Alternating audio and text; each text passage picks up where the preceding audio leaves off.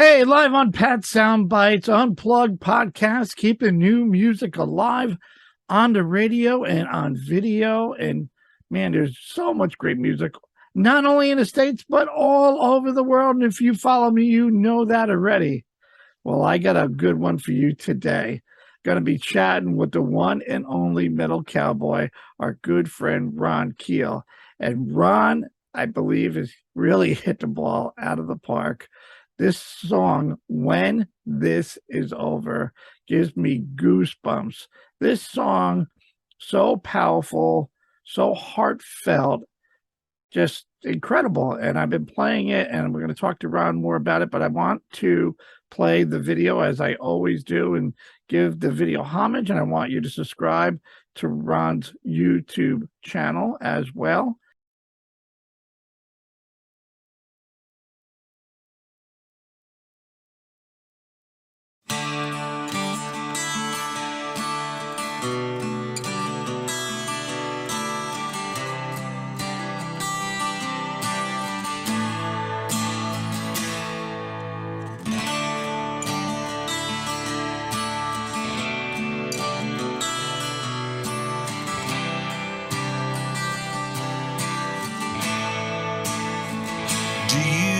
Recall that certain day when everything changed and we had to grow up fast and face the truth. Give up on all those crazy dreams of destiny and world peace and surrender the innocence of our youth. After all we've been through, what have we become? We all want the same things when it's said and done. When this is over, I'm gonna join up with the band.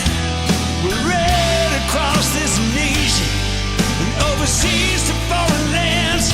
When this is over, we'll all go back in time.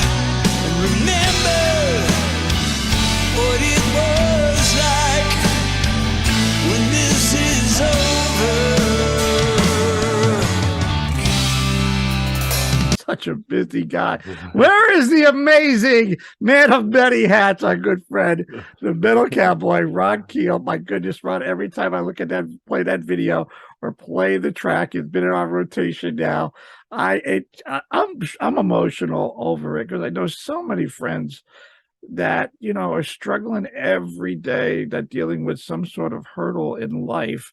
And we pray, you know, when is this over? You know, man, can I just get a break? Can I, what, you know, and it doesn't matter whether it's, you know, the terrible cancer diseases or all diseases and demons that are out there, or addictions, or our military folks in the front line, or anything, just anything, homeless folks, our veterans. And all right, I'll let you talk because I can just go on. Brother, great to see you.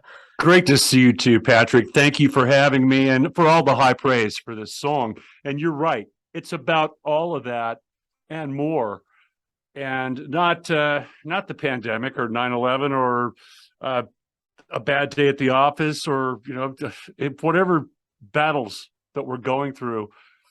All we can do is hope that when this is over, we'll get back to doing what we love to do, and we're doing it. This is a very special song for me, and I'm glad that it resonates with people like you, and it seems to be resonating with a pretty wide audience. It's our first charting single, well, our first top 40 single, gosh, since the 80s. I mean, so that's pretty exciting to be back on the charts after all these years. And I knew when I wrote this, you know, the creative process for me is self-rewarding. I write songs because it's the most fun thing I do. I just love to create and write and all that. Every now and then, you'll write a song that you just can't wait to share with the world. Sometimes I'll write a song and nobody will ever even hear it. Sometimes we'll try and figure out how to market it. Where does it belong? This one, we wrote it. The next day we were in the studio recording it. The next day after that, we were shooting the video, and we wanted to release this as quickly as possible. I felt it was not only a timely message, but a timeless message that hopefully can bring some hope, some joy, and it seems to be working. Where did you draw the inspiration? Was it a fan? Was it something that you're dealing with? Where did the concept begin that you said, man, let's cover this? Because again, everybody's dealing with it. It starts with the title, When This Is Over. I got an email from a fan overseas. This is at the tail end of the pandemic, maybe February, I think, of this year, before the war in the Ukraine, before Russia invaded Ukraine. So we were still focused on getting over the pandemic at that time. And a fan overseas sent me an email and said, he's a huge fan. He loves what we do and can't wait for us to tour over there when this is over. And those 4 words jumped off the screen at me. And I said, like you said, is this ever going to be over? And when this is over, we'll all go back in time, we hope. And my guitar player, Dave Cawthorn, was staying at the house. We were in the studio recording songs for the new album at the time. As soon as I got that email, I knew we had to write that song right now. So I woke him up, shook him out of bed. I said, get up. We're writing a song right now. Shoved the guitar in his hand. And we came downstairs to the studio and we wrote the song that day, and just kind of passed around the notebook where everybody would write ideas. What would you do when this is over? I'd visit my granddad. You know, I would ride my motorcycle across the nation and, you know, celebrate life and rock and roll and freedom and all that. So it was a really concerted team effort from the guys in the band as we wrote the song together that day. It was very, very magical writing session. And I think the recording session shows the passion. We had a great team. I mean, the production team, the guys in the band, everybody did a great job on this track, and we're just really proud that it's doing so well. You know, it's also a reminder, Ron, that we don't. Maybe I know it's not just me, but we don't. I don't know what's the word. Life. It's not life that's short. Death is short. But life is every day. We don't take advantage of it until something happens. I've lost a lot of friends in the last, 3, 4, 5 months. It's just been, I say, when can the black cloud just leave? But this is also a reminder that, you know what? Go to the show, buy the album, buy the shoes, go to Hawaii, enjoy it, because we're only here for one time. You know, I would always say, life is short. And my buddy, after we just lost a friend, just said, no, Pat, life isn't short. Life is every day. Death is short. Man, I looked at him. I go, I never heard of it that way, but you're so right, my man. I'm like, yeah. So yeah, enjoy it. Do what we got to do to make the best out of it. I mean, I got a close friend of mine last week is now 736 days of stage 4 esophageal cancer, and they're fighting and fighting and fighting. And his wife, they're incredible. They're an inspiration just to watch what he's going through. And he's like, I'm not giving up. But you know, they're able to see their kid get married. Now they're a grandparent, and now this is just fight over two years or so. And like, you know, when I play this on the station, you know, I know they just love it. They just like, yeah. Awesome. So yeah, if this isn't the song of the year, my man, this should chart to #1, and I hope everybody buys, whether it's the limited edition CD, which I'm going to ask you about, where you can get that, where you can downstream, share the video that I showed you, and hit this like button, and it should be over a billion views throughout the world. Where can they get the? I know there's a limited edition CD single, Ron. Well, everything that I do, and you can find all the links at ronkeel.com. All the streaming links, the download, the autographed CD, and it's a very economical piece. I mean, $5.98. Oh my God! For an autographed 3-song CD, and the CD has 3 versions of the song. The master mix, which has 1 explicit word, which I didn't use that word bull to be explicit. I felt that it really said something, and I had to do that. But for mainstream radio, we did a radio mix that says, instead Thank of you. bullsh, it says conflict. I Right. just replaced the word conflict, and the instrumental mix, so the fans can sing along with the instrumental mix. I thought that was, our fans love to put their voice on the instrumental mixes, and then they send me recordings of them singing the songs, which I really enjoy. That's cool to get the fans involved with that. But so that the limited edition CD single, and it is limited, we went ahead and pressed up another 1,000. I think those are just about gone. It And should be. with our shows on the road the next couple of weeks, I don't think we're going to bring any CDs home with us after this road trip. Have you performed the song live yet? Absolutely. Oh my goodness. From the day we recorded it, it's been in every show, and it will be in every show I ever do from now on. I have no doubt. I mean, I can see the lighters and the cell phones and people just hugging each other. Again, I was just saying to somebody, I mean, I've been doing interviews every day, it seems, and we'll get into that hat of yours because you're just out of control, taking on all of this. But I'm like, I can go to a show, whether it's 10 strangers or 100 strangers or 30,000, we can sing the song back. We're high-fiving, we have a good time. Why can't we just take that along with us to live every day in this beautiful world that God created for us? Man, I tell my kids, just hold the door for somebody. Just, we don't know what they're going on in their life, but man, if we can just make it so much nicer and why can't I go to a Ron Keel show and have the time of my life, and then the next day I got some guy giving me the finger because he thinks I'm road raging him or something? I'm like, oh my goodness, stop.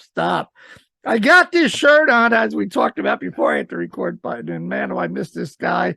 And after this song and everything that you have tackled on with the RFK Media and the Ron Keel and the radio station and everything, and I applaud you, dude. I'm like, what? Is he nuts? I know what it takes to put a radio show on for 3 hours, and every day I go, oh, okay, who am I going to play today? And the commercials and the jingles and the requests, and I'm like, he not only does that, he's doing it all. I'm like, so Bill is smiling. I know he's smiling. I could have put any shirt on today, and I said you would be smiling, and this would make a lot of sense to you.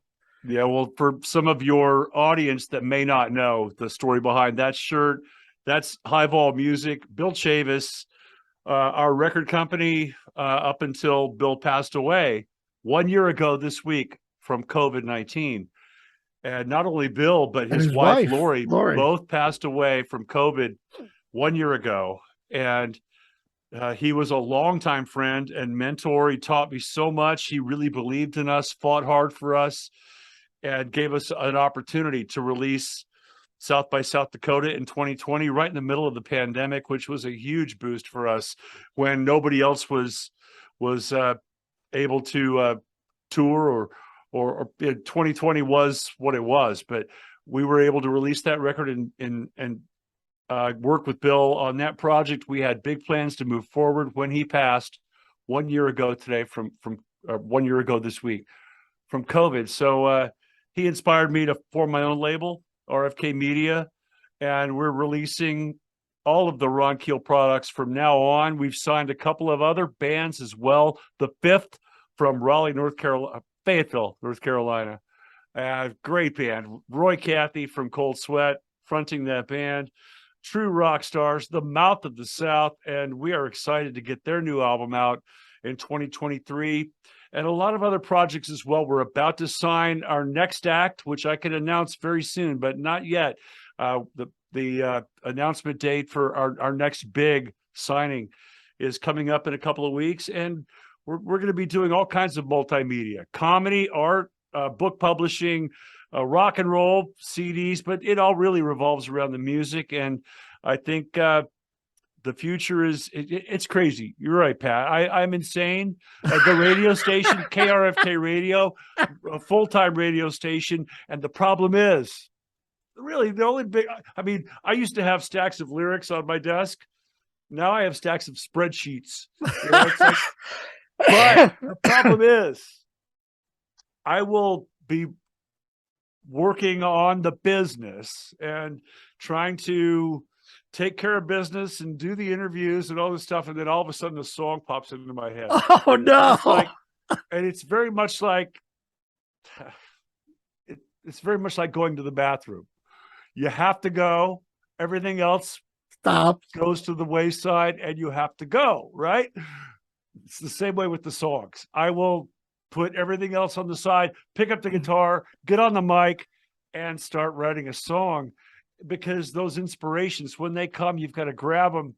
And that's my excuse. Well, I can't work now. I'm writing a song. I mean, that's important, right? Right. So it's a blast. I love doing what I do, and we're just going to do the best we can to keep this thing moving forward, releasing great music and entertaining people the best way we know how. And I want all my friends, all my listeners to go check Ron out, because he does exactly what I do and probably even better, because he's way more connected than me, but he promotes new music as well. Everybody that I pretty much interview, Ron's already played, is working on the same ordeal. And there's a lot of good folks like myself and Ron that are out there promoting new music. And, you know, you wouldn't find when this is over, we all could play the hits, and we've all done the hits, and that's great. And that was my niche of having artists say to me, you know, oh my God, thank you for playing that track. Like, you know, and I said, what, are you kidding me? I mute Mike and Molly. I look at my wife, I go, this, like, when this is over, should be a #1 hit. It better be a #1 hit, or I don't know what the hell people are listening to anymore. Well, it's a complicated business, and you know it takes a huge financial investment to get a song onto mainstream radio and to get it to #1. We've been very lucky with the syndicated shows, people like yourself supporting my music. That's huge. What you're doing for me and my music and my band is absolutely huge, and we appreciate it very much, Patrick. And also shows like Nights with Alice Cooper. When Alice plays your song, it's on hundreds of stations all at once. Eddie Trunk has been a huge supporter and friend. So we're able to get mainstream airplay without being in mainstream rotation on these stations. And that's really what's put us on the charts. People like yourself, Alice Cooper, Eddie Trunk, and the support we've gotten from these syndicated shows and programs and stations like yours. Ron, you've been around for so long, and not to make you a dinosaur like me, and you've seen so many changes in the music industry back from the 80s to where we are today. What has been the biggest challenge for you today that has affected you, the band, musically, that you've seen? It's the double-edged sword of modern technology, which is great. I mean, Spotify, you know, the streaming platforms, it's great because people can hear and enjoy what you do, and it's very gratifying to have people listening to the music. But from a financial standpoint, it's not good. I have a number of different ways to generate revenue. Right. Okay. But I mean, for a new act, I can't imagine. And these, you know, these new acts, kids that are, they're celebrating 100,000 streams on Spotify, which is great. That's good for you. But do you know the ratio of the Billboard magazine, or it's not a magazine anymore, but Billboard, the charts judge your sales. One CD sale equals 1,500 Spotify streams. If you get 1,500 streams on Spotify, that counts as one sale. And who can fight those numbers? I mean, it's and there's the importance of live performance, because you could sell the merch and sell it at the shows if you have it. You know, look at everybody going through with the vinyl. The presses are so far behind, they're like, you know, and I tell people, look, spend the $5, spend $1 to download it because you want it. But, you know, when you see Ron Keel, whoever's playing, I got to have the CD. I want to read the liner notes. I want to know who produced it. I got to rip the album out like we did years ago. I miss holding on to the product, but I'm not, you know, it's great that I get, you know, the stuff digitally, but it doesn't really do much for me without really digesting what the process was. So, I'm really lucky. I'm really lucky because I've got this hardcore group of Keelaholics that absolutely want everything that I do. I mean, they Your want Patreon page guy. You're number one.